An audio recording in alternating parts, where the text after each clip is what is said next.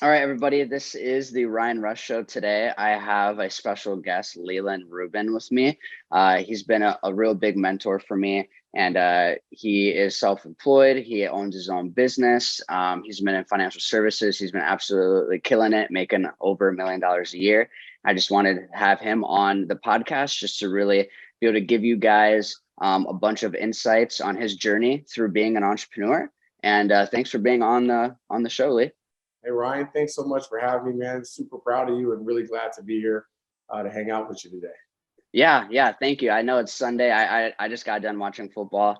I'm sure I know that you were at church and stuff earlier today, so definitely super happy to be able to have you on. But let's go ahead and kind of jump into this and just kind of tell the viewers a little bit about who you are and kind of a little bit of your story. I know you used to be working in corporate America. How did you kind of find yourself as an entrepreneur? Wow, great question. And yeah, it's kind of funny. I went the traditional way and come from a big family from the South and went to college, played basketball, and after that was over, got a job, and then went to graduate school, and really was just looking for a chance to move up in a career and try to make a living like so many other people. And got an opportunity to work in financial services in San Francisco for about 10 years. Worked my way all the way up to a VP position in an anti-money laundering firm. And after that happened, I really felt that I was secure. I thought that I would be retiring and living the dream, as they would say. But ultimately, my life got changed, and my wife actually met me back in 2015, right during a dilemma time in my life when our corporation kind of lost our retirement plans. And so she's like my angel, and she introduced me to the life of being an entrepreneur. Actually brought me down, and when I first saw people working in financial services and some of the freedoms that they had, and some of the lifestyles that they had, and camaraderie, I was attracted to that. And so I quickly joined and got on into the business, and was very, very happy to start being a servant leader. And kind of took off really quickly. And eventually that just took over. I quit my job after being in business for the first year, Mhm. um, and went in full fledged as an entrepreneur and have loved it ever since. So it's been amazing. We've been able to help people change their lives. And I'm just super glad to be in business with guys like yourself and meeting amazing people around the country all the time. That's awesome. Yeah, no. And so with you climbing the ladder in corporate America, coming in, you remind me what university did you go to? So I went to the University of Oregon, and then I went Okay. to Golden State Law in San Francisco. Okay. That's Mhm. awesome. And so then after college, you come into the corporate America, you kind of climb the ladder all the way to a VP position. Mhm. And I feel like that's where a lot of people kind of like, hang their hat up and they're kind of just like, I made it. I'm a VP at, a large company. And so can you kind of dive a little bit more into why that kind of shift happened, right? Because a lot of people kind of hit that spot that you went to and just become content. Yeah. So, what drove you out of corporate America into being an entrepreneur? Man, that's a great question. I think it's really the fact that there was nowhere else to go. I was capped out, and they pretty much kind of like told me that. Also, too, is that a lot of people look at titles, and they don't look at opportunities and growth. And so I was very thankful to where I was at. I mean, no bad press on what I was doing, but at the same time, I still had the spirit of wanting more, and wanting more for my life and wanting more for my children, but a big thing was wanting more control of my time as well. And so I knew that if I kept working in the situations that I was working in, even though I felt that I was secure, that I didn't have any control over my future and over my time. So that really always had me searching for more. Not to mention, there were some things that were happening to me. I was getting a little older, started figuring out that retirement wasn't looking so great, was so promising. Like so many people that we try to help today, try to open their eyes and see, where they're headed. But that started becoming very apparent to me, that even if you have a certain salary or if you're out there and you think you're hitting it hard, when you really look at the time factors of how much money will you have when you're retired, well, that started hitting home with me after I got to 40 years old. So that kind of really made me take a look at, lifestyle, time with my family was very important to me, my future. And then ultimately, was I going to be able to live my life to the fullest if I could not design my own income? Yeah, Mhm. that is a big leap, right? And so leaving a VP position, you're making good money, and jumping into something that my girlfriend would call like unstable, right? Did you have any like fear or doubts leaving a pretty, comfortable, predictable job? And by the way, I completely relate to you on that, how like you hit that cap, you're just kind of doing the same thing, you get a little bored, right? And so you just want something more. So 100% agree with you on that. But how did you kind of battle that out in your head, leaving something that was consistent and predictable to something that is now just purely based on your performance? And how'd you deal with that fear? And did you have any doubts? Yeah, I would really say that when I first got into it, of course there was that little tinkling inclination that, wow, what if this doesn't? But I had a reverse way of thinking. I said, hey, if this doesn't work out, the other stuff will probably always be there because it was been there for so long. But this opportunity is only coming once in a lifetime. So, I thought in my head, if I just put my head down, if I give it my all, if I push really, really hard, that it would work out for me. So I had a lot of faith in myself. That's number one. Number two, I had some great mentors. I had some people around me that were very influential in my movement. And so being around them and seeing their successes, I think that everybody should take time to always have a mentor if they're in business. You should have a business mentor and some other people you could talk to and bounce things off of.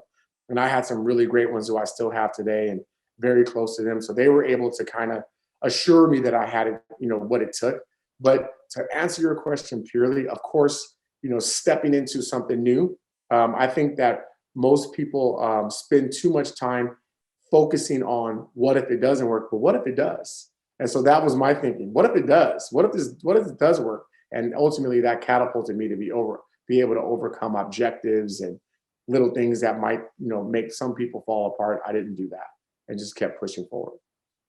Yeah, I like that you said that. Of course you had fear, right? Because I feel like especially now with how I see my generation of like Gen Z kind of growing up and everything like that, we just want to get as far away from fear as possible, Mhm. right? And we don't ever want to have anybody else kind of feel a lesser or anything like that, especially with like all the the participation trophies and all that type of stuff, right? And so I think that it makes it a lot scarier Yeah. to do things like that because we're not really used to failing or losing because they as in like the parents nowadays, like they don't want us to like feel that like hurt of losing or whatever. Right. But um that's like the number one thing of being an entrepreneur, I feel like, is you have to like just be comfortable with feeling that fear factor Mhm. and just kind of taking that next step, regardless whether you feel that fear or not.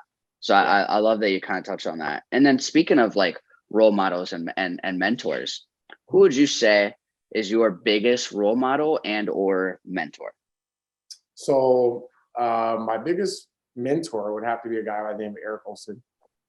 He's somebody that's very well known in the financial industry and just a friend, mentor, but somebody who really just is a great example of success and constantly always approachable, but always allows you to understand that you can how to push yourself and how to grow yourself. So he would be like my biggest mentor that I would say that really, really helped me. And then, of course, the great Mario Bayona is somebody else who's just been so influential in my life and my walk and inspirational and encouraging all the time, the things that I have to do and kind of always somebody there to kind of nudge you along, say to keep going and keep your focus. I think that when you have mentors, the one thing that you learn is that they're not your friends.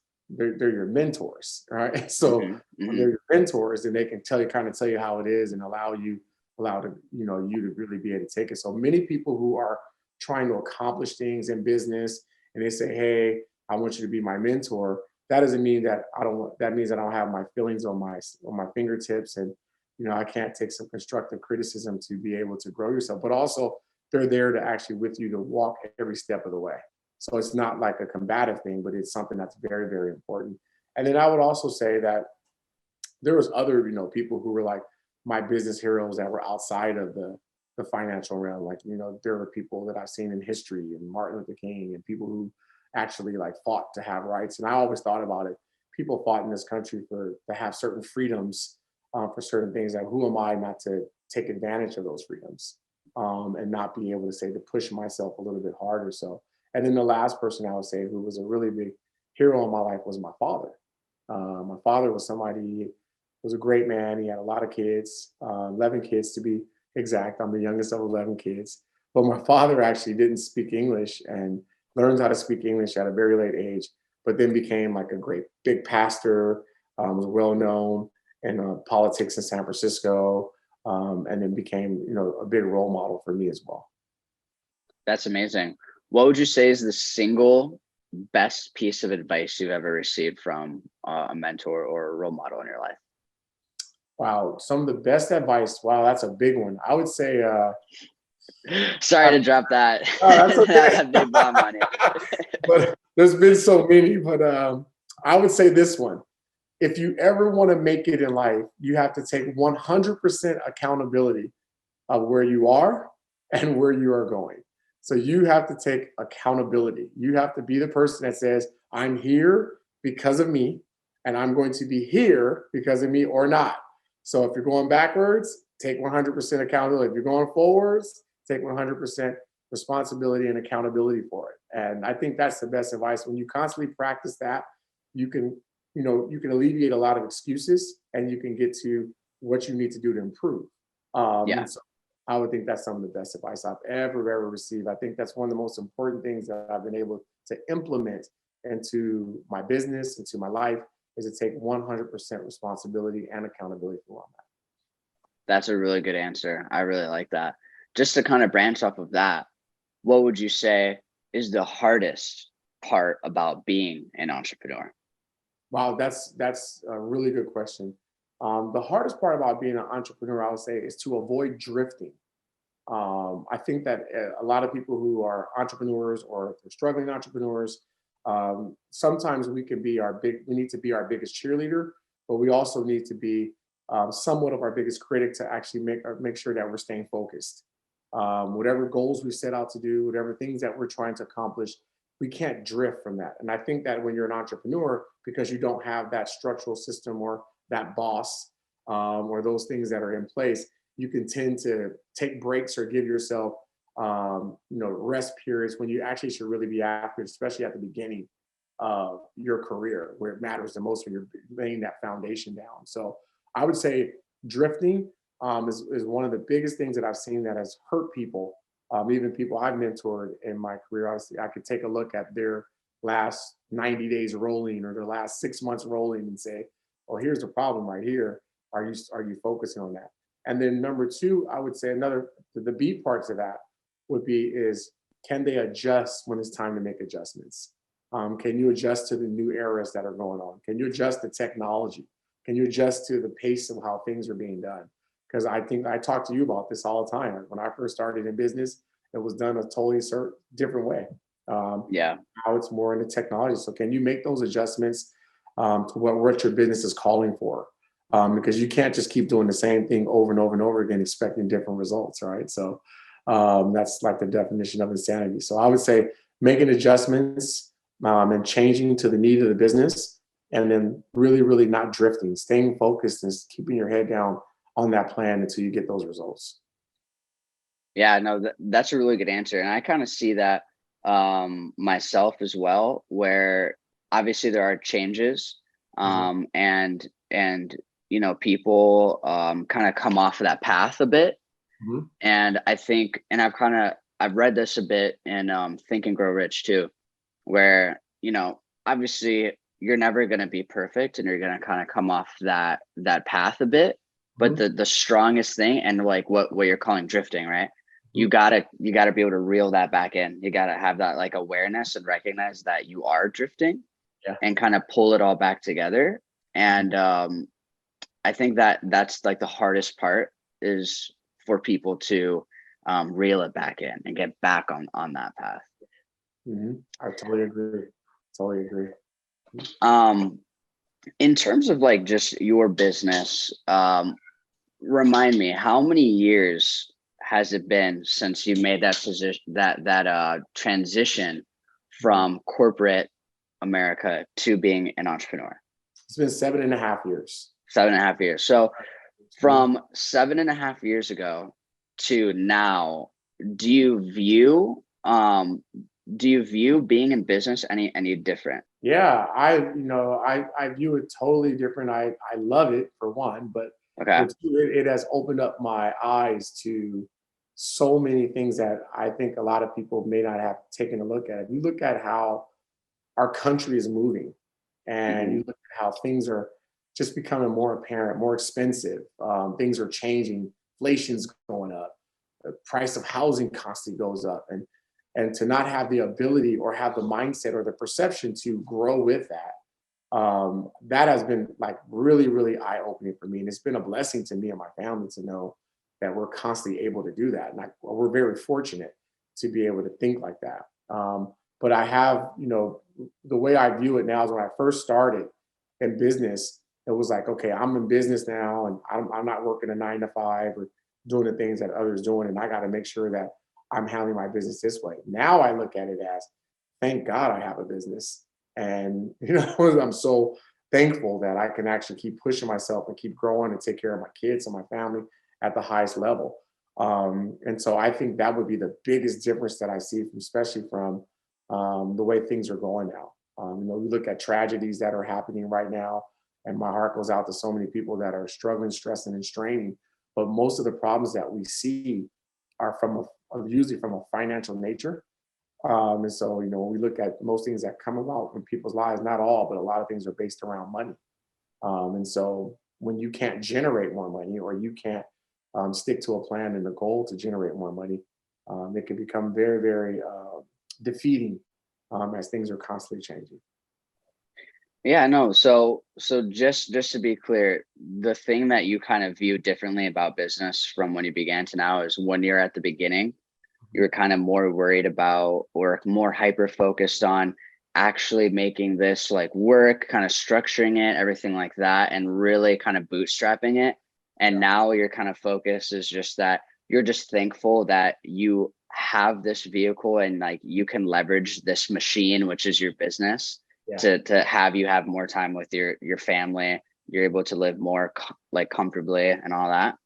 yeah, exactly. And like I said earlier, is that I just think that we're so grateful and honored to be able to do it. But as we see things are constantly going in one direction, becoming more expensive, and and the have is we're moving towards a society that's a have and have not society, in my opinion, Hmm. just my opinion. But as we're moving towards that, to have a vehicle that is allowing us to be constantly be able to do that is being very, very fortunate. The person who is still doing that 40-40-40 rule, where they're working, 40 years, 40 hours a week, and then paying 40% of their money back in taxes at retirement time. That's a really, really tragic thing that's going on right now. Yeah.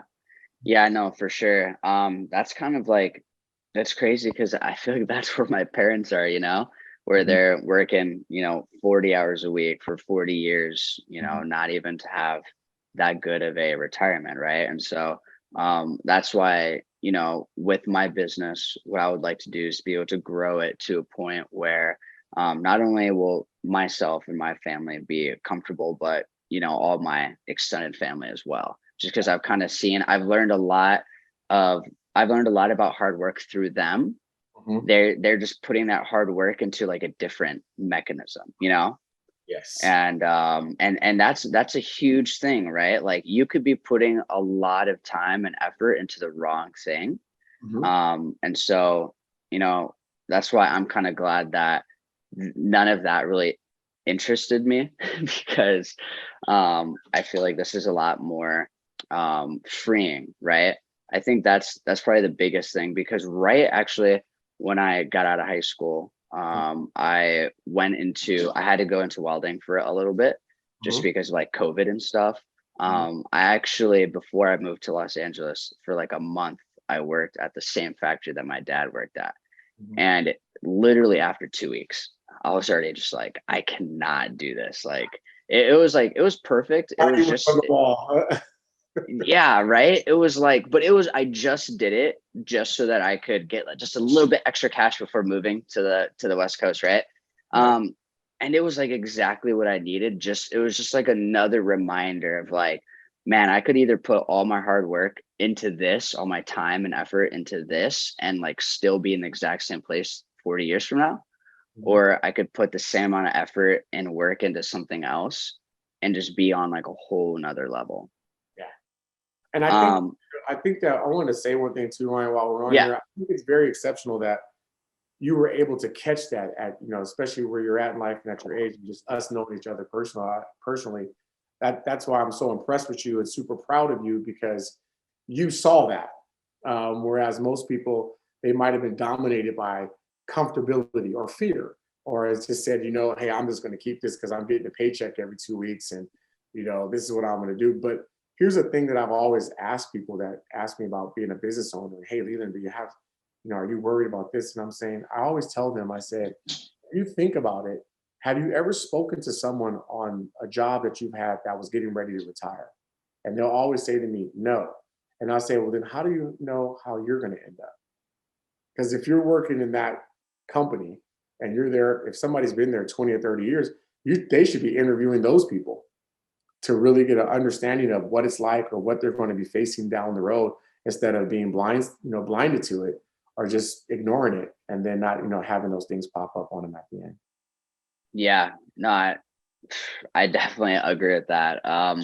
I was just talking to one of my clients the other day, and she was kind of talking about how she wanted to work with us so bad because Uh-huh. she literally witnessed how her mother-in-law, what she had to deal with because her father-in-law passed away, Mhm. right? And just kind of left the mother-in-law really with nothing. And then now her and her husband are having to like take care of her and like help her out with bills, and like they're just kind of running around like a chicken with his head cough because they didn't have their finances structured correctly and they outlived their retirement, Yeah. right? They outlived their retirement and now they're falling back on, all their kids to like take care of them and stuff, right? And so um and if your kids are kind of followed suit behind you and did the exact same thing and just went into that type of regular 9 to 5 or something that isn't going to um, you know allow you to not live paycheck to paycheck, then that could disrupt so many other things. And Yes. so that's why, through this podcast and just through all of the content that we push out and everything, just trying to let just the American public really just know that there's so much more out there, and there's so much that they didn't teach us in schools about money that we could literally be leveraging and utilizing every single day so that these things like just don't happen. Yeah. Yeah. So true. Jumping into the next question for you, Lee. Mhm. Um, how have you grown personally from being an entrepreneur? That's a really great question. And wow, that's something that I'm very, very, very proud of. As an entrepreneur, I've got to grow in a lot of areas. Um, as a father, as a husband, as a business person, I would say, especially in a lot of the self development that we do, a lot of books that I've been able to read and learn and kind of digest. And so I would say, the biggest thing is that, though, I've been able to continuously have the greatest desire to keep growing. We practice the 5 F's in our business: faith, family, fun, fitness, and finance, and being able to constantly look at those things and say, hey, I want to work on this, and I want my faith to get better, or I want to have more fun with my family, or I want to get in better shape. And so I just think that being able to look at those things and work on them, I've grown immensely. Instead of just having that one track mind, I got to be on time. I need to make sure that I get my 2 weeks vacation. I've basically been able to grow in leaps and bounds. And then the camaraderie, being around guys like yourself and all the people that we know, has really helped me a lot, because it was a little bit different for me, working in corporate, um, being someone who came from where I came from, and being an African American at the level that I was at. Not saying that it had anything to do with anything, but just the fact of being able to be in a business and be around people where it doesn't matter how old you are, how young you are, what color your skin is, whatever it is. That's really been enriching and enlightening to me. And the biggest thing I would say once again is my time, to be able to build something and then be able to, my kids call me and they need me, I'm there. Um, or if I got to go to one of their concerts or something like that, to have the ability, I didn't have those type of things available for me when I was just working around. So the growth has been great. Yeah, no, for sure.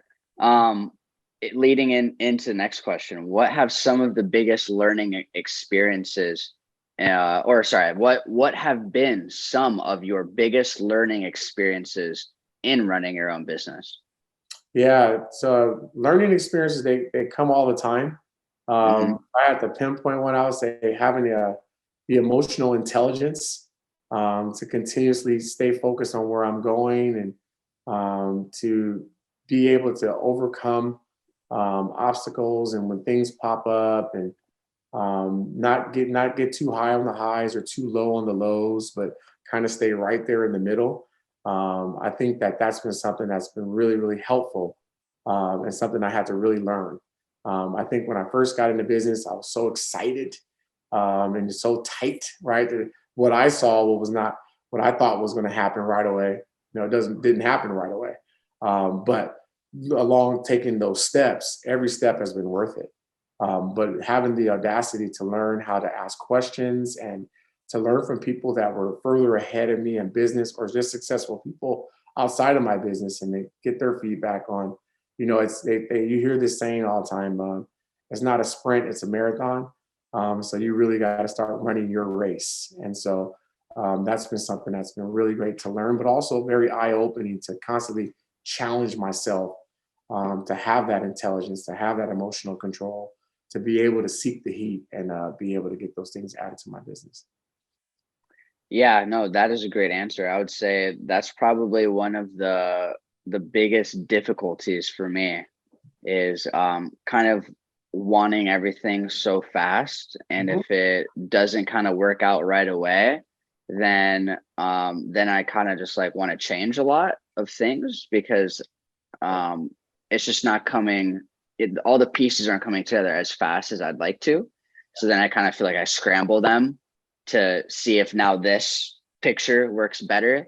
Yeah. But you know, sometimes if you just leave it the way it is, eventually if you just play with it enough, then it would work. But every time you kind of re-scramble those things, you're kind of starting from ground zero again.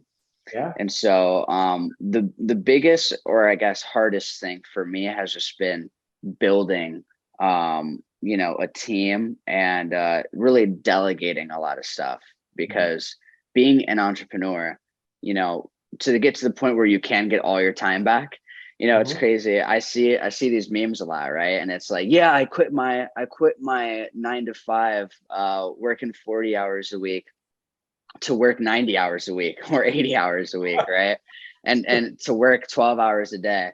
Um, which is like kind of true, but I feel like it's so worth it in the end. I've even kind of seen, just being I guess an actual entrepreneur for a year now. Mhm. Um, I can already kind of see how worth it is, Mhm. just again with that freedom, the time and everything. But the scariest thing is delegating things out, Yeah. just because you're kind of not there to like control it, right?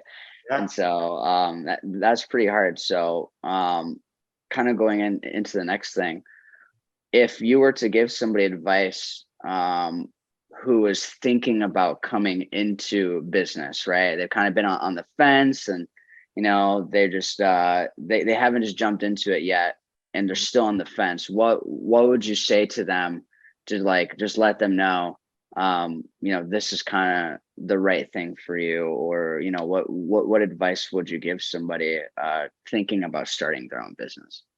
So one of the things that I talk to a lot of people that are starting their business, and one a big thing that I always want to pinpoint where people want to be a business owner, is you're now controlling your outcomes and your income. And so to do that, yeah, you might have to put a lot more time up front, right? Mhm. You might have to work on yourself. You might have to work in your business, whatever business that you're running. But the advice that I always give is that if you're really going to make the decision to do it, try to get with a running mate or a mentor or somebody who is maybe in that business or who's been or somebody who you can trust to kind of sound things off of until you get your foundation really set. So I know in our business model, we try to push the practice of matching with someone or working with a trainer or getting with someone who can help you. I think that's extremely important. Even if you're running your own show, maybe talking to somebody who might have been successful in your arena or in another one. The other thing is it's great to be a business owner. And because you have the ability to go as high as you want and to grow as much as you want. So you have to get around big thinkers. You have to be around people who think bigger. You have to be around people who are not small thinkers. And the reason why I say big thinkers is because people who think big, they minimize fear. People who think small, they maximize fear. And so I think you are the sum of the top 5 people that you're around. And so you really have to to guard your associations. If you're going into business, who are you hanging around? Who are you talking to? It can't be Uncle Ned who's never had a business. It can't be someone who doesn't has no idea about what it takes to be successful. I always say this: if you want to be successful, you got to hang with successful people. You want to be a business owner, I would suggest you get in a business owner group or be around some people who are business owners to really, really understand what it's like and how you can define yourself and where you want to go. We're all, searching for something different, but the water is really, really great over here once you get past those first few waves. So once you know how you go in the ocean, you got the first few waves, but then Yeah. it gets a little smoother and you can swim. It's just like that. When you get over those first few waves, you'll be fine and you'll be able to swim and get on your back and float. But it's all about, your will and your desire to really reach out and get the truth and the right things that you need to be successful. Yeah, absolutely. Every time you kind of get into the ocean, it's always so cold. Yeah. But then after you kind of been in there for like a minute or two, then, you kind of get used to it. Yeah. You get acclimated to it, right? And so, especially people coming from like a W-2 job, right? They're not used to kind of the punches and having to have the initiative to do things first without being told what to do. But then once you're kind of in it for a little bit, at least for me, Mhm. I just kind of got into the groove with it, and I was just like, okay, like, this isn't as bad. This is awesome. And then eventually, you do something for long enough, then, you really start to kind of master that craft. Yeah. Um, and that kind of goes right into the next question for you. What Okay. qualities do you think every entrepreneur should have? Wow. That's a good question. What qualities should they have? I'll tell you some of the ones that I wish I had earlier, sooner. Yeah. uh, yeah. Well, number one quality is they got to be very disciplined. I think that you need Yes. to be disciplined.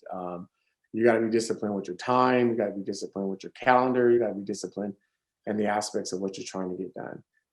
Number two is I think you have to still be a dreamer, right? So you got to really, really want to be a dreamer. You got to think, hey, I can get this done. I can do this, and dream about what your life's going to be like. If you had told me I was going to be where me and my wife that are at today 7 years ago, I'd have told you, well, maybe, Hi, Ryan. maybe, or hi, honey, right? We're recording, right? Maybe or maybe not, but actually, that's my wife, guys. By the way, she's awesome, right? But yeah, I would have, maybe I wouldn't have thought so. And number three, you have to be very, very, very driven.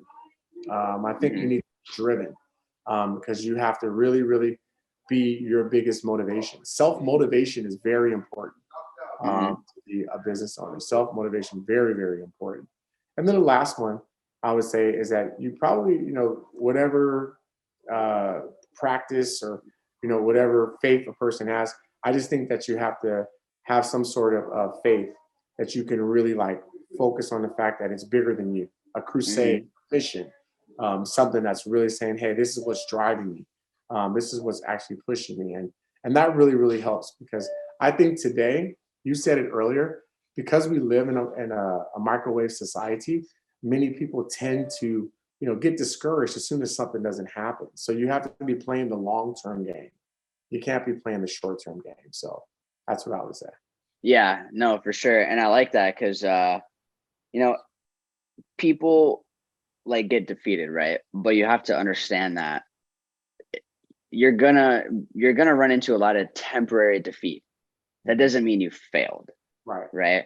Every temporary defeat, every bump in the road is really just kind of helping you build up that characteristic that you're lacking, that quality that isn't built up yet, right? You kind of know when you're kind of picking a athlete in like Madden or something, how it kind of shows their stats and like what they're weak in and like what they're good at, their agility, speed, jump, and all that kind of stuff.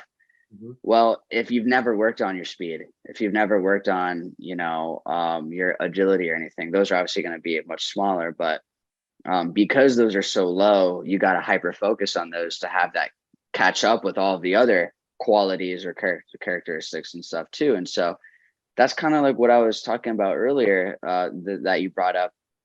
If somebody wanted to do start a business or whatever, but they're a little bit too introverted and they're not good at networking, well, go out and network, get good at it. Oh, Yeah. I'm not good at sales. Yeah. Then do sales. Yeah. The repetition of doing sales, eventually you'll get good at it, right?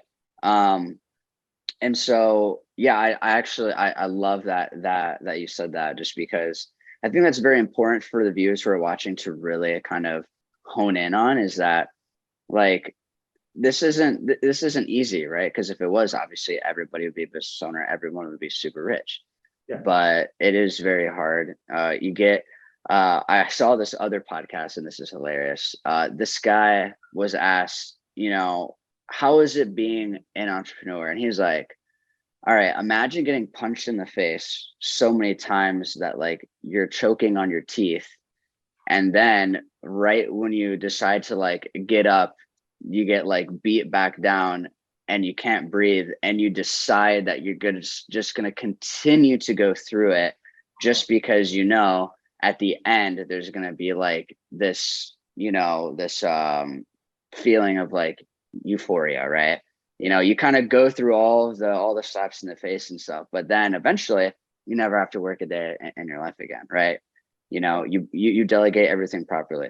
You're able to just be on like the Amalfi Coast of Italy on like a yacht, and your whole business is being ran because you've just spent all those years in the dirt.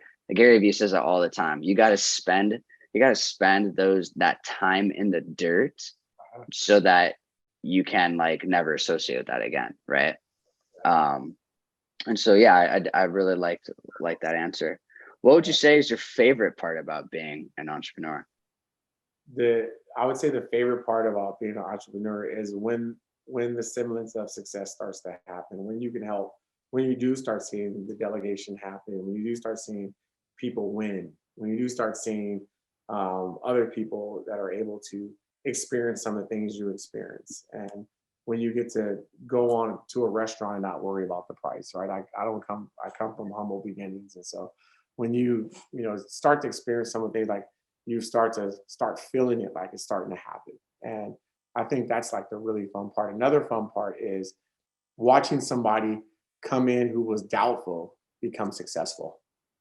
And now they're able, I have a great example. One of the guys that I was working with about 4 years ago, and this guy came in, was in debt. He didn't have any money. Some of his career moves had not worked out, very skeptical.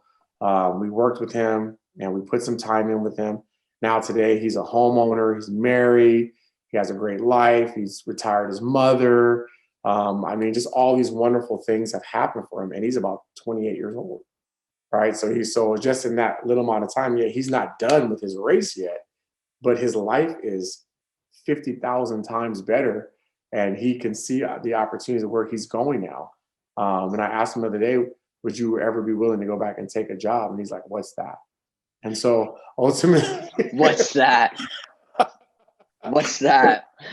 What's I that? love that. Right? So, Yeah. he's, just super fired up about his life and where he's going and has a son, and I'm the godfather to a son. And I'm not saying that because I'm in that position, but we were able to get that close to where he do this, through our business, to where he felt that good about what we had accomplished to honor me with that. So I just think when you start to experience those type of great things, I know that a lot of people that are going to, viewers that are going to be watching this will always think it's only about the money. And we understand that, money is very, very necessary. And yes, we all want to have money and want to make it big, but there are other elements too, associations, friendships, trust, and things that you're able to build in times. Yeah. That's the fun part to me. Like, look at the relationship that me and you had in 1 year. I mean, Right. I love having a relationship with you. It's amazing. So I think that just from the time we started to where we're at now is like we could talk as brothers. And so just to have that situation happen, that's amazing to me. Yeah, that ties right into the next question. How do you define success? What defines success for you? So I think that what defines success for me personally is, I have a big vision. When I have, and it's very specific, but when I have a lot, 1,000 people making $1 million, or when I have a bunch of people that are around me that are successful, that do the business that we have. So I think there's one saying that I love that's always said. It's always saying that if I can get a bunch of people to go where they want to go, I eventually can get to where I want to go. And so that's success to me. I know that some people have a number to it, right? And I have that too. But the ultimate true success for me is to have a business that somebody can come in and change their life and change their legacy and change their future.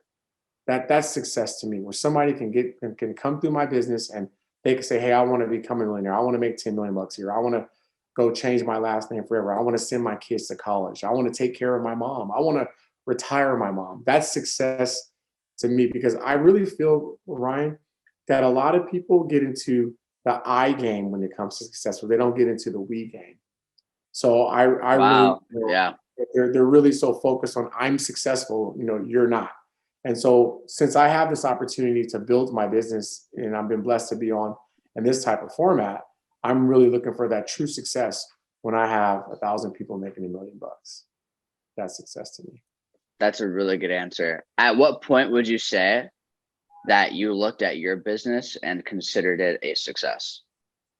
Wow, that's a great question. If you really want to know my true Hollywood answer, I think that we're still looking for that success. I think we're Yep. still trending towards that. I don't think we've landed and gotten there yet, but it's a breath of fresh air that now it's pointing in all those directions. And so I still think that we have a ways to go.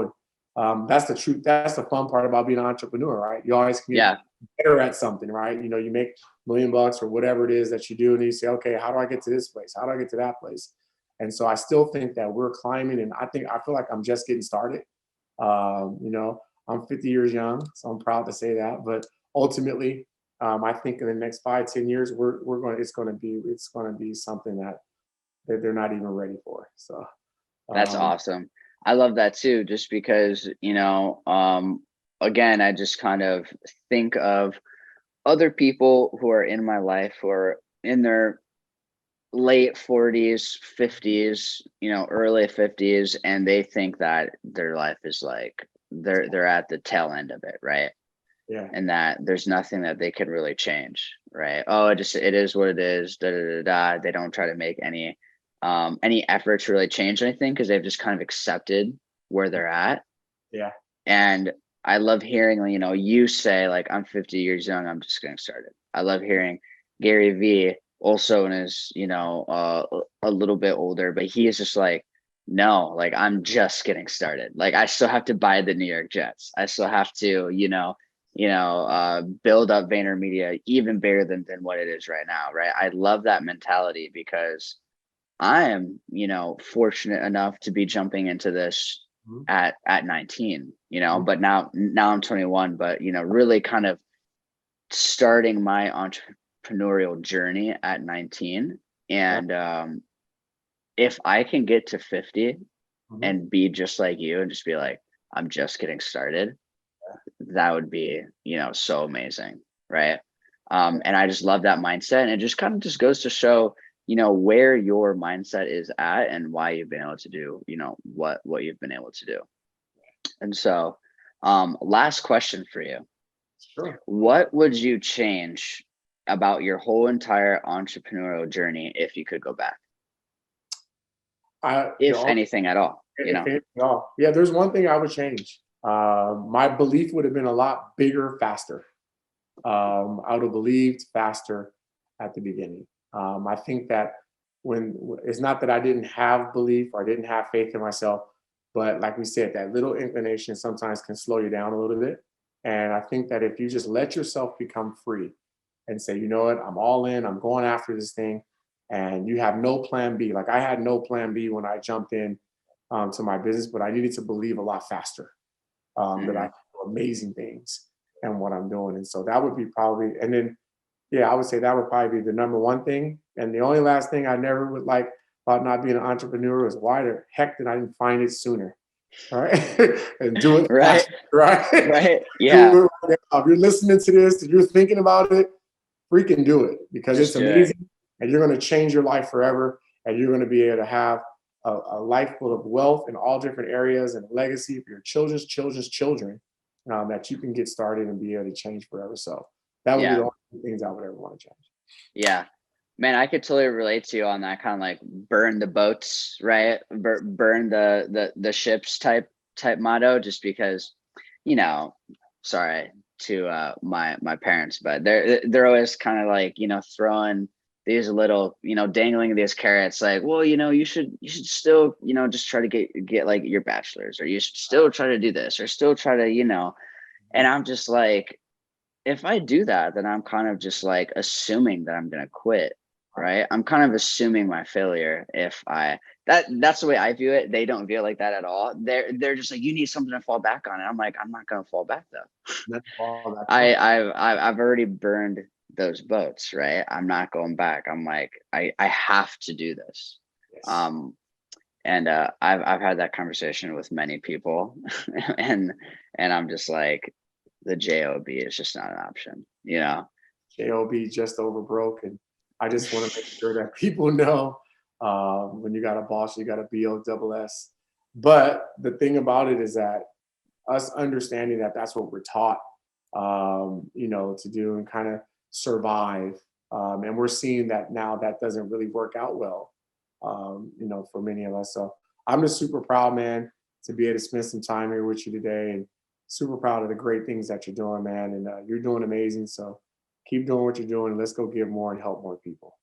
Absolutely. Yes. Thank you so much, Leland, for being on the show. I'm glad to be bringing back the podcast. I did a few earlier in the year, and then Yeah. I kind of stopped the podcast, but I'm, bringing them back. And so thank you for being the first guest on, and we'll have to have you back some other time just to kind of see where we're at again. Man, anytime, brother, I'm here for you, man. Thanks so much for having me on. And to everybody, listen to this guy. He's one of the smartest entrepreneurs I've ever seen at his age, man. He's doing amazing. Great work, man. All right. Thank you, Leland. All right.